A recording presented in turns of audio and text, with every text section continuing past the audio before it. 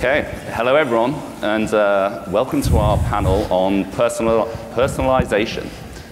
So, for those who don't know me, I'm Jack Swayne. I'm the VP of Products and Services, and really excited to be here today with some amazing panelists to talk about how they use personalization within their individual categories and for their brands.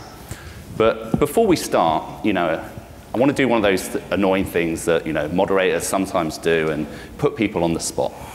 So, center to personalization is really about understanding people. And the whole theme of this panel is really about getting to know people. So I thought maybe we need to get to know our panelists a little bit better. So it would be very good, as I introduce you, if you could maybe share something with the audience and with me that they might not already know. So Chris, maybe we could start with you. So we have Chris Oberli here, who is the VP of eCommerce and Interactive from Mandarin Oriental. And what are you going to share with us, Chris? Prior to getting into the digital world and making that a profession, I was actually a professional chef. Wow. A long time ago. What was your signature dish? No particular dish, but I was mostly into traditional French cuisine. So that's awesome. Okay, Jack. So we've got Jack Reynolds, who's the Executive Director of eCommerce at Clinique. Anything you'd like to share? When I was 24, I left my home in England on a bicycle tour. So I guess wow, you sound familiar. Yeah, it was great.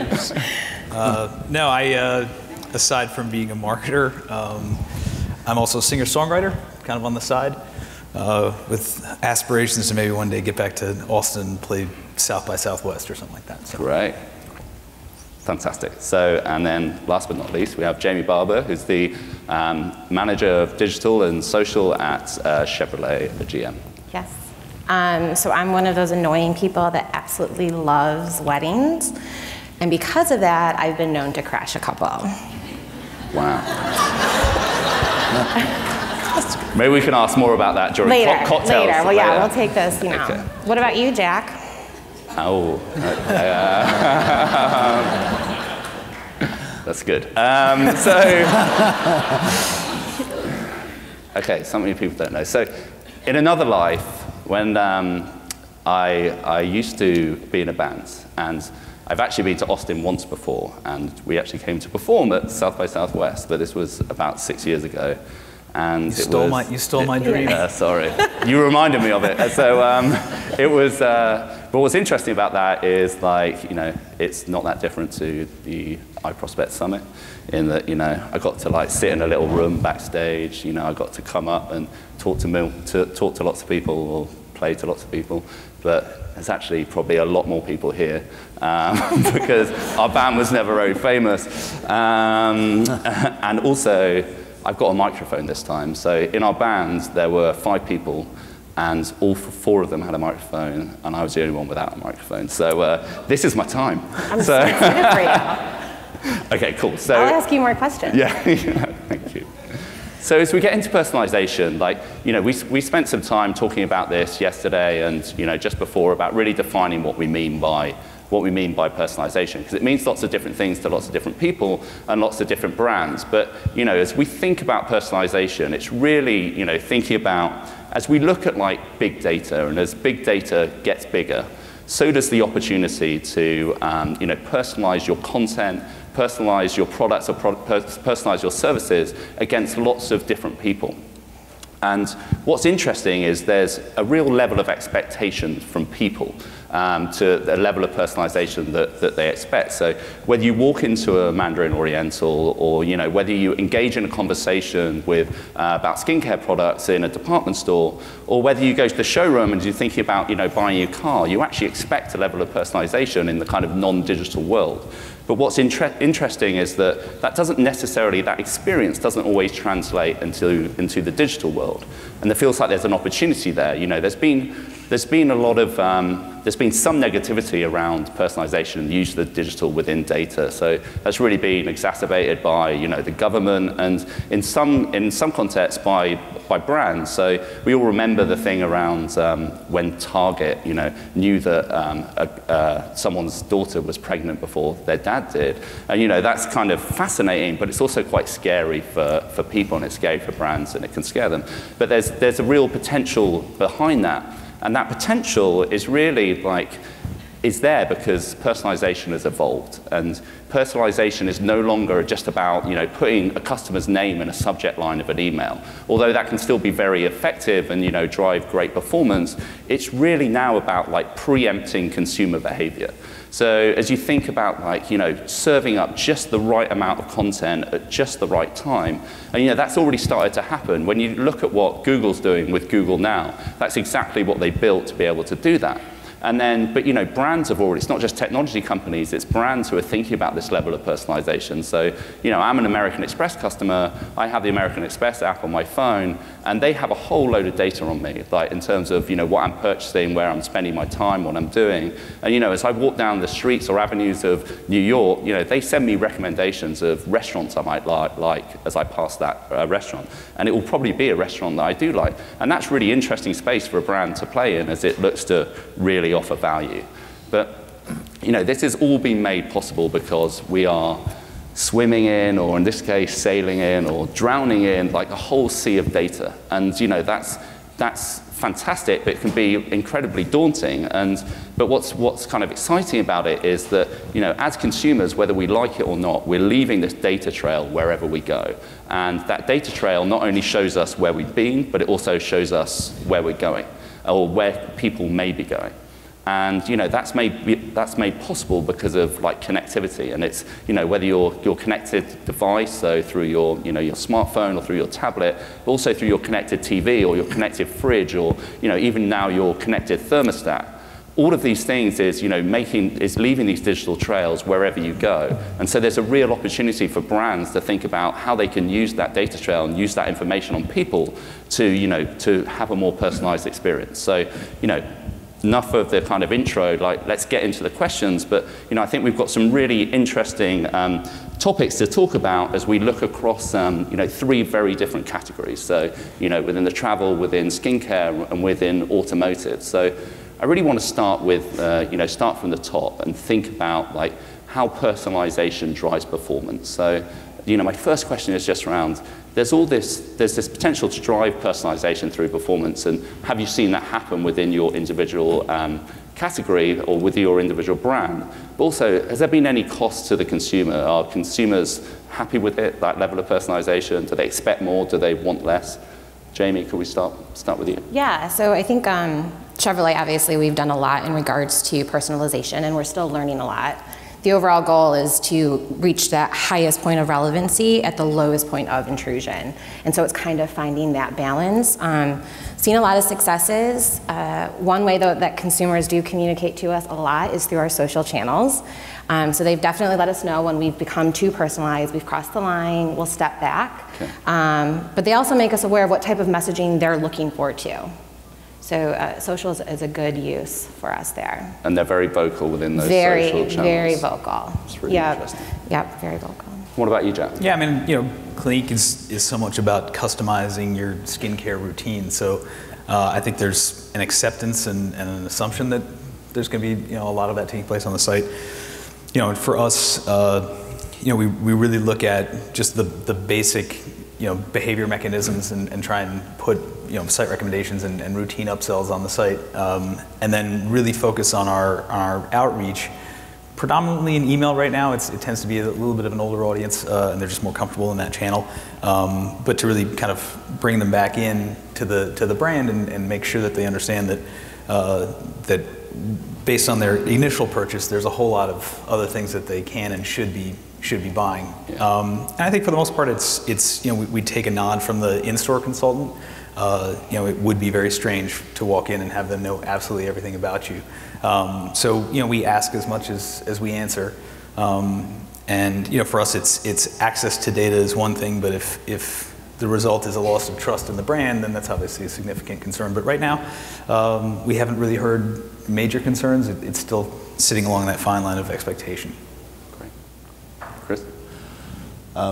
We tend to know quite a lot about our customers, especially existing customers, repeat customers, because there is this very personal experience at the property. So we try to gauge as much information of our customers, whether through electronic channels or at property. So therefore we can quite well tailor personalized messages and make them, as mentioned before, as relevant as possible with the least intrusion. I actually like them very much, so thank you for that. I'll use it in the future. Have we had complaints? Sometimes, because sometimes you get it just a little bit wrong, simply because perhaps a customer more often than not comes on business travel, and this time around he or she is organizing a leisure trip, and therefore the message can be wrong. So I think generally speaking we're overprotective of our brand, so we're very careful on how we actually craft personalization. We definitely make sure we use the right data to craft the appropriate message without it making too very specific. Yeah. Because in the travel space, people move around, so you can't necessarily always gauge what is their next step, what is their next destination, when is their next travel time, for instance. So you have to be a little bit careful. So there's some limits around it, but we try as much as we can. I think that it's dead right. I mean, the accuracy of it is such a critical piece of it, and I think that our reluctance to be bold is probably the biggest inhibitor versus her, our fear that she's going to overreact or react negatively to our outreach. So I think definitely that accuracy is critical. I think unless you can really be sure you get it right, it's better not to do it, because it's so much worse if you do it wrong. Yeah, absolutely. Yeah, and I think you have a little bit more flexibility too, depending on the platform. Right. So an OLA unit versus a search ad versus a post on Twitter. Okay. To be a little bit riskier at times. And when you do get it right, what do you see? Is it increase in click-through rate? Is it increasing engagements? Is it conversions? All of the above? Selling a vehicle. Selling a vehicle, even better. Yeah. No, I think it's definitely all of those. It's also, the great thing is when they see an OLE unit or they build and price out a vehicle that we've personalized for them, and then sharing it through their social channels, or so expanding that outreach a little bit more, we also look at that as a success. So. That's correct. And for us, it's really the repeat purchase rate. I mean, really getting them back in, knowing that you've accomplished that first purchase on the site, and then really getting it right so that they were interested enough to come back and complete the routine or get the second step in that routine. And it kind of offers that opportunity for upsell or cross-sell once you understand more about their purchasing behavior. And across channels. I mean, we saw great gains in our kind of life cycle triggers, and that really brought them back in with looking at some of the use-up rates and really trying to time when they were ready to reorder, and dynamic targeting and banners is pretty successful there. Yeah. And Chris, you mentioned something really interesting around how kind of consumer expectation changes depending on the context. So if they're going on business travel or if they're going on on vacation, and so kind of their expectation for personalization changes. Would that be fair to say? Yes, I definitely think so. I think a leisure trip is a lot more personal. Yeah. Still a bit of an oxymoron, I think, but because it's something you do out of your own will, and you probably plan a lot longer. You're a lot more careful as to where you stay and where you go and what you do and all that kind of things. Versus a business trip, we all have to go on those, and we just stay wherever we feel is most convenient and perhaps appropriate. So there's definitely a very big different level of personalization. Having said that, though, I think if you get personalization right for a business traveler, and you really delivered the right things at the right moment, pick up at the airport and being able to check in right away and not have to wait for a room, and just all the things that make a business trip so much easier, you can probably have as good wins as on a flawless leisure travel. So it's a bit of a, I know we obviously measure success in a way that, if we have a business traveler on one trip and then he comes back as a leisure traveler, that's quite an achievement. Great.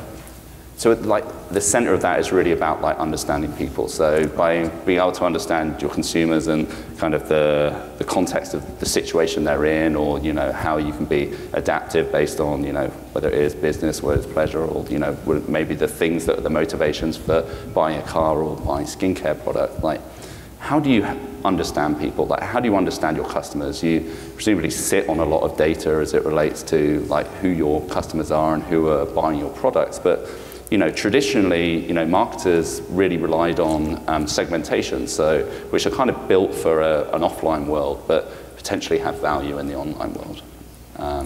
Jack, do you want to start with that? Yeah, I mean, for us, it's getting harder and harder to understand her, being the customer. Not my wife. But we can talk about that as well if you like. No, that's okay. I need the couch.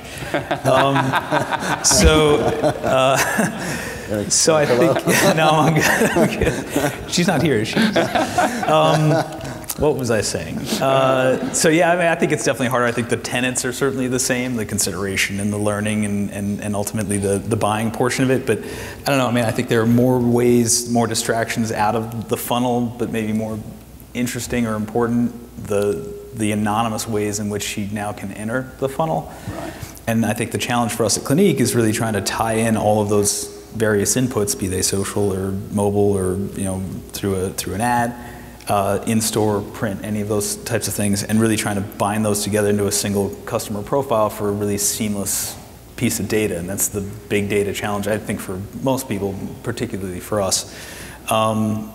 So I think in the meantime, what we tend to do is look at the information that we do have and really try and leverage that the best we can. And by way of an example, we had a product that we reformulated called Dramatically Different Moisturizing Lotion Plus. And if I'm sure everyone knows about that overwhelming. If you look under your seats, there's a free sample of Dramatic.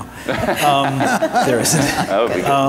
Our products have incredibly lengthy names, even better clinical dark spot corrector images.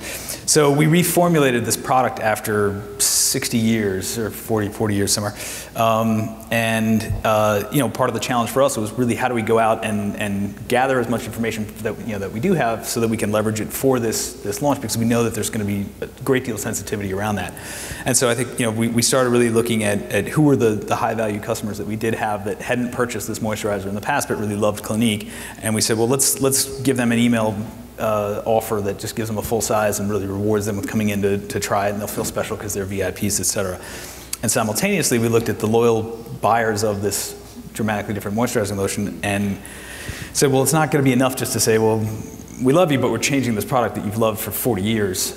So we had a select group of them, and we figured that the mail was probably a better way to do that. Again, it's a little bit of an older audience, and so they felt a little special. Box arrives at their door. They don't have to do anything. They open it up. Here's this full-size product, a letter from our brand president, and we kind of sat and waited and said, are they going to freak out about this reformulation? And the first group that we'd gone out to wrote really great positive reviews. I've loved Clinique forever. I once tried this and I didn't feel it was moisturizing enough or whatever else it was.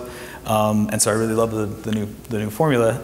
Some of the loyalists freaked out. I mean, we got things like Dramatically Different and in a terrible way, worst decision ever. Like, why would you change a good thing? So, I think we learned some lessons there, but of that pool of people, there was a significant number of them that actually had really great feedback that said, well, I have been using it for 40 years. I understand that the world has changed and there's more, pollution in the air, and that's why you probably reformulated this. So we ended up being able to use both of those groups and the data from that we kind of pulled from there and some of the reviews to highlight and promote it on the site. We used it in search and affiliate as a way to really kind of drive new trial and awareness. So kind of really leveraging data not only just to see who to talk to, but really determine what channel it was to keep that as a #1 SKU without, with kind of minimal negative impact, which we did. So that's great. So whether it's customer feedback that's positive or negative, both of those things can help in driving performance. Yeah, and to have a somewhat negative review that turned positive on that site for that product was critical for us to at least address that on site. And where were people sharing all of that feedback? Was it through social? Was it direct with? Certainly through social. That was a big vocal. It's just a big microphone for them, and that was really more of a customer service. Just talking them off the ledge, like it's okay. And then on site, we could control the experience a little bit better, so we really led with some of the more positive things and led with those stories. But really, like I said, had to address the fact that we knew we were changing it, we knew people would be upset, and really kind of walking them through offers or opportunities to educate them differently so that they would come on board. Education about the world and the changing environment, which caused us to reformulate it. Great. Sounds like you've got some very vocal. Oh, they're passionate. Vocal customers and passionate. What about you, Chris? How do you understand people? I think for us the most important piece to know is geography, and that means if somebody sits in New York, they can either look for a restaurant or a spa experience in New York. They can travel on a business trip to Hong Kong, on a holiday to Barcelona, or on a bachelor party to Las Vegas. And until we know exactly what they're looking for, we can't really do much if it's an unknown customer. So the geography or where they want to go or what they want to do is the most important piece for us to then set things in motion. We definitely have, our general market segmentations, what leisure business we touched on, but there are also other segments. Does a customer usually book a suite versus the cheapest room? Does the customer usually book more of a packaged rate which already includes certain things versus just a simple room? So these are the key pieces of information we then use to actually personalize the booking experience and of course also the actual stay. And then another important piece for us to know is how a customer, and we don't necessarily always know that by the individual customer, but more on a segmentation basis, what are the kind of channels they interact until from initial thought of a trip to actual booking or even stay. And these may be electronic channels, these may also be offline channels such as call centers. This may be the hotel directly. So we try to make the best use of all the channels we have. So in digital, we try to influence every possible channel. I think social media has been mentioned earlier. It's a big influencer. It's not necessarily a converter, but it's definitely an influencer. People go onto social media, particularly in our case, a TripAdvisor, which we consider as social media, to just see what people have said on a certain property before. And of course, we do advertising there. We do messaging there so that we can actually influence the customer appropriately. On our call center functionality, if somebody actually looks at the website and they call from the website, we know exactly at which property they are looking at. So the call center agent will already be able to prompt questions or have an idea where this customer actually wants to go. Now, we wouldn't necessarily take personalization to that extent where the call center agent says, oh, I know you're looking at our Munich property, how can I help you there, right? We try to be a little bit more subtle because that's who we are as a brand. So these are sort of a few touch points we try to influence. That's really interesting though, because you're integrating essentially what is offline data from a call center into your online data, as you think, or online data to offline data. We try to do that very much, but it's sometimes very hard to do because there are different systems interacting with each other, or sometimes they don't. Because we're located across the world, sometimes different locations have different systems, so that makes it really complicated. Definitely the easiest place is online. So we use remarketing. We've actually just started search remarketing, where we already know what location or what type of products customer look at, and we then message it accordingly. So fantastic. What about Chevrolet? How do you understand people? And you must have a lot of different segmentations and lots of different people that you want to go out and talk to. Yeah, definitely. So I think it starts with the simple task of listening to the customers and future customers, and even customers of our competitors, listening to things that they're talking about, things that they like, things that they're interested in. And after that, it's educating ourselves on that, because as advertisers, we take so much time to make torque sound sexy. And infotainment, the new aspirational thing, when really the consumer doesn't always necessarily talk that way. They just want in-car technology. So it's finding that balance educating ourselves, and then we go in and we engage, whether it be through social or retargeting or remarketing, and things like that. So it's a process, and we have an amazing team and agency partners to help us with that. Yeah, and so do you use social listening tools to be able to do that? Is it a desktop research? Everything. Everything. Yes. Yeah. Yes. We are definitely on that sea of data. Great. And how far does that information go? So that's really interesting to hear what consumers actually want as it relates to their next car or the next design of a Chevrolet. Like, does that just go back into the marketing team, or does that go wider than the marketing team into the people who are actually designing or producing cars? It definitely goes back to the marketing team, and then we look to push that out to other areas so that engineers understand that, at cargo in the cruise, that is huge to someone who currently owns a cruise. They don't want to lose that, so let's keep the cargo space in the cruise. Where, the truck segment, they're pretty consistent. Okay.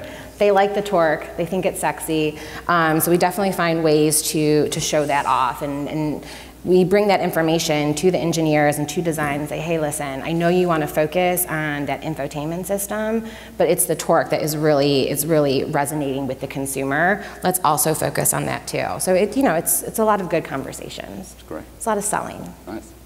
Anyone else find torque sexy? Yeah. Okay. Good. There we go. All right. So when we kind of first started talking about this, we found this really interesting, this disconnect between personalization within the kind of non-digital world and then personalization within the digital world. We know the opportunities there within digital, but what is the consumer expectation? And I think of it like if I was ever lucky enough to be a ongoing Mandarin Oriental customer, and I was at a point in my life where I was staying there often, I'd expect them to kind of get to know me and maybe call me Mr. Swayne as I entered, and know what temperature I like my room at, or that I liked a nice cool beer on my arrival. That's incredibly personalized. That would be very personalized. I'm making notes right now. Yeah, well, to get me a good rate. What did you say? Exactly. But how does that translate into digital, or can it translate into digital? Start with you. I think it can, but only partially. It can translate into digital in the sense that a customer can proactively give us more information. Yeah. So we can build platforms, profiles, whatever it may be, where a customer can give those informations. Now you have to be careful. You should never collect types of information you can't then operationally deliver, right? I've seen hotel stay programs where they ask you, what kind of beverage would you like to receive upon arrival, and it's a whole list of 20 different types of things. Well, I ticked one particular one, and when I arrived, I never got it. So it's actually worse than not asking at all. Yeah. Which comes back to what we said earlier. So I think there's the digital component. So in terms of collecting information and then trying to execute it properly, it's also trying to understand how much the customer actually want to be personalized to. I think that's probably another very important aspect, because some people love that kind of stuff, as we call it sometimes, and some people hate it. So if you're if you can find that out and then act accordingly, I think you have a big win then. Lastly, then it's just really how you execute it. I mean, based on what you know, and that you don't necessarily try to overdo it, but do it subtly and do it gracefully, especially for a luxury brand. Yeah. Okay, great. Jamie, how does it work within GM? I think it's obviously personalizing a vehicle, knowing that it's one of the second largest purchases a person could make. Yeah. We have to walk a very fine line. Yes, we would love to be like, hey, you're expecting twins, here's a Traverse, it's going to be perfect for you. But we can't do that. So, although we want to. Yeah. So I think what we do is we offer opportunities for our consumers. We give them a platform to speak to us, provide us the information that they want to provide to us, and then not come off as big brother or creepy, as I say it, when we target or when we reach out to them. Okay. So, yeah. Yeah. So it's really interesting, this concept of the creep line, or being big brother, or being creepy, and there's you can only go so far, and if you overstep it, then you lose that trust of that customer. But what I'm hearing is like by understanding people, it's like the more valuable a brand can be to that person, the more kind of willing that person is to share data with that brand. Like, is that a way that you see it at Clinique with your customers? To a certain degree, I mean, I think that when you look at the in-store experience, I think people walk to a Clinique counter and they know the white lab coats there, and they know that they're going to engage in some discussion. They went there with the purpose, and I think that there's no lack of tools or guided selling tools that we put on the site to try and mimic that. So I think that from businesses, we're certainly eager to mirror that experience online. And I think that's certainly the expectation of the customer. Whether she's willing to actually go through it online like she is in store is really the big challenge for us. So we have a skin diagnostic that's available on the site, pretty high bounce rates off of that thing. It kicks out a great recommendation. The better the data, the more inputs you have, it's arguably on scale with what a consultant could do, just not the face-to-face. And we have online consultants, so we've extended chat hours, we've got text chat, video, photo upload, all that. But everyone just kind of wants the quick text, like, do I use this after a moisturizer or before, and I'm out, as opposed to I'm going to sit, upload a photo, and have a full chat about my. So they're not quite there yet, even though the expectation is there and the tools are waiting for them. Yeah. And do you use personalization in a different way depending on like a bought, owned, or earned channel? So like there's different opportunities to leverage personalization, whether it's through your own channels like your website. So the opportunities change whether someone might be signed into your website or whether they're a non-logged in user, or as we think about search, the keyword reveals intent, or retargeting, or social channels, how do you approach kind of each different channel differently? I mean, I think for us, again, routine is really the one of the main pillars for us. So in particularly retargeting, we'll look at the customers that, we've got a skincare system called 3-Step. It's one of the pillars of what we do in skincare, and it's cleanse, exfoliate, moisturize. That's the bit. You're skin typed by dry, oily skin ranges, and shockingly, not everyone follows all 3 steps, and so we call them partial steppers. Okay. And we'll go out and kind of, somehow incentivize them, like I said, particularly in display, and say, you bought this 1 step, you're 2 steps away from great skin or something like that, and either incentivize them with an offer to come back, or somehow kind of threaten them about the dangers of not being compliant. And so we definitely look at it in that way. Your skin will just erode if all 3 steps are not followed to the note. So that's definitely a key way. And then we look at it really from big events. For us, online and in-store, we have a gift with purchase that's a huge driver of new customers. But prior to that large event, we'll go out and try and increase kind of the pool of interested candidates, either by focusing on kind of sites that index really high in mobile skincare and beauty views, just so that by the time we have this huge launch, we're now really kind of having a more laser focused way to direct that message. Great. Do you treat the channels differently, Jamie, as you look across bought, owned, and earned? Yeah, I think, Jack had mentioned earlier about the funnel.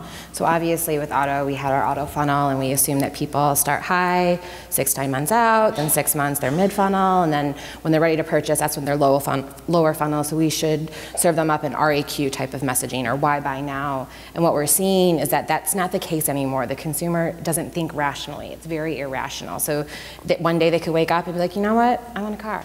So we find ways to serve up based on data and information about them. So if I know that, for example, someone in the sedan segment has filled out an RAQ, we think they're ready to purchase, but to be honest with you, they're not. They're waiting another year. They were just building and pricing, playing around. So what we need to do is then serve them either through search, display, retargeting, socially, maybe more of a brand awareness type of message, and why you should love Chevrolet as a brand, so that come a year later, even though they're going to be thrown with competitor messaging, that they still stick with Chevrolet, with our brand.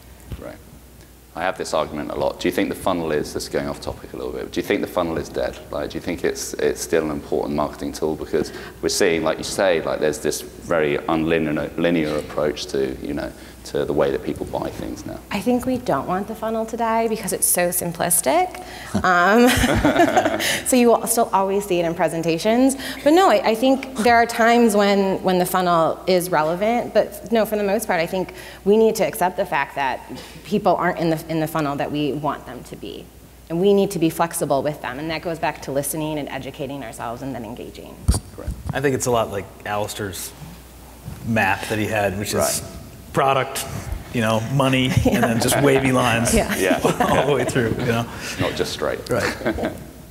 I think the funnel definitely it still exists and will continue to exist, but I think there's just a lot more different versions of a funnel. So, the funnel may look very different from one person to another, and I think it gets more and more complicated as to how it actually looks. But in principle, there's still at least X number of interactions before a purchase is actually made, but how these interactions actually happen may be very different from one to another, and that makes it possibly a little bit harder, or which means we have to just be in as many places as we can possibly be. Yeah. I think coming back to the bought, owned, and earned channels, for us I think the bought is the easiest channel to influence because you have the most data, there's the most knowledge, because obviously those channels make money. So that's probably where we're doing the best job today. In terms of owned, we definitely try to make a personalized experience as much as we can. It's still something we're working on, because I think I mentioned earlier, I feel in the travel sector, really doing good personalization is very tricky, because you don't necessarily, until you know where somebody wants to go or what they actually are looking for, it's hard to immediately bring in relevant messaging.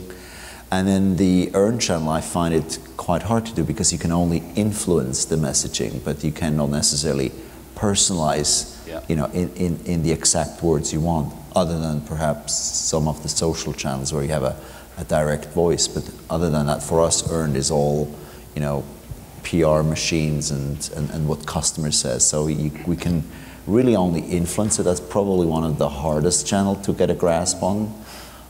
So therefore, yes, every channel is different, and every channel needs to be treated very differently, I think.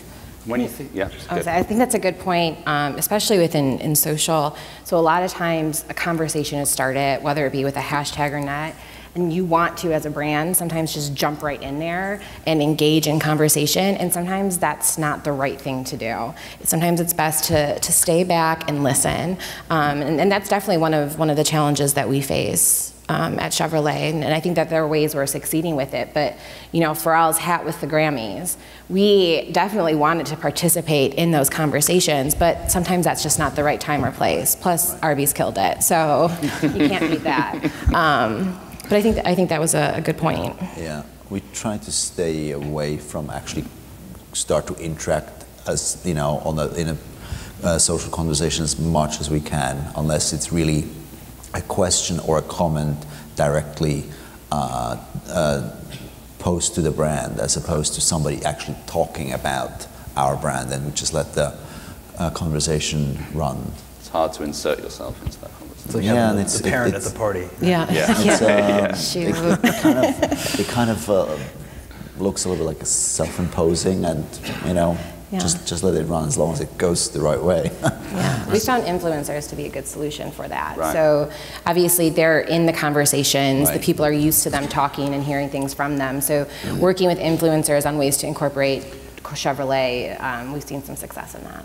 Great. So one more question for you guys, and then we'll open up to anyone who may have a question in the audience. But do a bit of future gazing. So I was reading at the beginning of this year, Amazon got a patent for anticipatory shipping. So they say that they've got enough data on their customers that they can actually start sending people products before they even know that, without actually ordering them. So before they even know that they want it. So it turns up on your door, and you're like, that's amazing. I didn't even know I want that, but I actually want it. And Amazon is going to start doing that, which is incredible as you think about personalizing their own products and personalizing the way that they're interacting with their customers. It's kind of fascinating. It's kind of scary, but how do you see data is there potential within your own organization to start thinking about how you could be potentially using this customized data to, whether it's booking rooms for your customers before they've even known that they're going traveling, or, sending skincare products before they've even, as they're just about to finish that tub of moisturizer, or, even like booking someone a test drive before they've even thought about buying a car. Do you feel like that's where the whole industry is moving? Do you think it's only Amazon that can really do it? It'd be great to get your thoughts. Maybe start with you, Jane. I think that in regards to the test drive, there are definitely ways that we target people using the data that we have with free test drives, or working with other partners for a free weekend test drive and things like that. I'd rather have Amazon personally test this out and let us know how it goes until the consumer starts to feel more comfortable with it. But it's definitely things that General Motors is definitely looking at ways to do this. But again, there's that line of creepy and Big Brother, and we can't just show up with a car in front of your house and be like, this is for you, buy it now. I think one of the things that we're testing is actually purchasing a vehicle online. Yeah. So our Shop, Click, Drive program, and its dealers have the option to participate, but it's allowing people to actually purchase the vehicle, fill out all the paperwork online, and have it either shipped to their house, to their workplace, or they can go to the showroom. So we're taking learnings from that, and what we're seeing is people are buying cars online, they're becoming more comfortable with it. However, the majority of people still want to pick up their cars at the showroom. Right. They don't necessarily want it just delivered to them. So I think from that program in and of itself, we're gonna gain a lot of learnings, and eventually we might show up with a car in front of your house. Fantastic. Jack? I think eons ago, I worked for a company called BMG Columbia House. And for anybody who knows that was like the discount book CD clubs. I'm sure everybody who's nodding their head owes money still from their college days. So it's like 12 for the price of one, and like we did this. This was our business model. It was called negative option, and we sent shit to you that you didn't even want based on, well, you like rock music, here's 24 times a year rock music sent to your door. And they hated it. They hated us. But we were so cheap that they kept kind of coming back. So I love that this is back. The negative option is back. They stole the idea. They stole it. And I feel like if I could just plug in and stake a claim to that, I'd be a rich man. But no, it's going to be really, I think the difference obviously from BMG Columbia House, which was just kind of a hack, the dirty underbelly of direct marketing. But Amazon's done a great job of convincing people that they're able to do this, and knowing their customer service, I'm sure it's going to be, keep it or ship it back for free or anything else like that.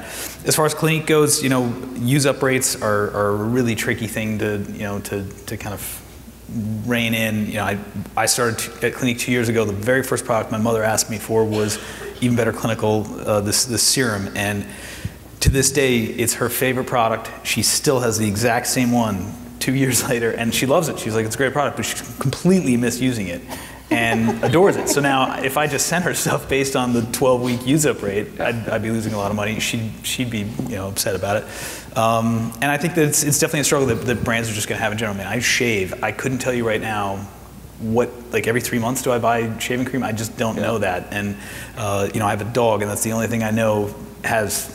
I know when I'm going to run out of that food, and I don't auto-replenish in that way. So I think there's a definite struggle there, but maybe the advantage is you just send it. Just send it, yeah. I think for consumer goods, I definitely see this an opportunity. I would love for my coffee at home or my skincare products or whatever it may be just to replenish itself. What's your address? I'll give you my card later. Yes. So I think there's definitely a place for that. I think booking a room for someone in advance who doesn't even know where they're going, that's kind of pushing a little bit. Yeah. Although I have a funny story, many, many moons ago, I worked at our property in Bangkok, and it's a very sort of, old-fashioned, very traditional property, and particularly that Christmas, New Year period, we had regulars who've come back for 20, 30, 40, 50, and more years. So, around October timeframe, we would send out a letter to those people. It was before email. That's how long ago it is. and we would say, Mr. and Mr. Smith, Mr. and Mrs. Smith, when are you coming? Please send us your details of your arrival and your departure so we can arrange everything. So in some ways, it kind of already existed in the old days. But in many ways, I think that's actually going to go away, because very rarely do you find people anymore that have such a regular routine when it comes to trips, vacations, holidays. You know, they become shorter, they become more frequent, and a lot more irregular. So I don't necessarily see this to work for us. However, I think with enough data, with enough knowledge about our customer, I would definitely see us sending an email, a communication of some sorts at some point. Hey, Mr. and Mrs. Smith, we're opening a hotel there. Yeah. How about you come and join us? You know, this is the best season, and based on patterns you know about this couple or this person, really make a recommendation that is a compelling reason to then stay. We will never know exactly the dates of travel, you know, so we couldn't necessarily book a room. You know, there's too many variables, you know, when they can travel, or are they traveling with their wives or children or girlfriends or whatever it may be. So, so there's too many variables to really do that pre-purchase, so to speak, but making a very strong recommendation. I think that's the way it will go. Great. Well, I just realized we're kind of out of time, but so if you guys have any questions, we'll be all sipping a cocktail later, so we'd love to talk more about personalization. But, you know, I think it's been really interesting, and thank you so much to all three of you for joining me on this panel. But it seems like, you know, there's huge opportunity within personalization. It's kind of a big, scary world, and working out where that creep line is or where that creep line isn't becomes really important. But I think, you know, hopefully everyone's learned something, and, you know, as we think about applying personalization to our own businesses, there's a lot of opportunity. So thank you very much. Thank you.